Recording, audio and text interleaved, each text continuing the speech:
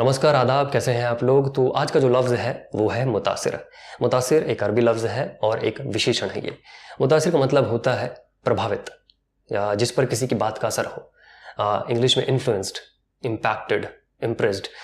मसलन के तौर पे जैसे कि आप लोग मेरी वीडियो पे कमेंट करते हैं कि सर आपकी वीडियो से हम इंस्पायर होते हैं, अच्छा लगता है वगैरह वगैरह। तो अगर ये जो वीडियोज़ हैं अगर आपके जीवन में कुछ असर डालती हैं, आप इससे इन्फ्लुएंस होते हैं, तो आप इन चीज़ों से मुतासिर हैं। मेरी इन वीडियो से आप मुतासिर हैं।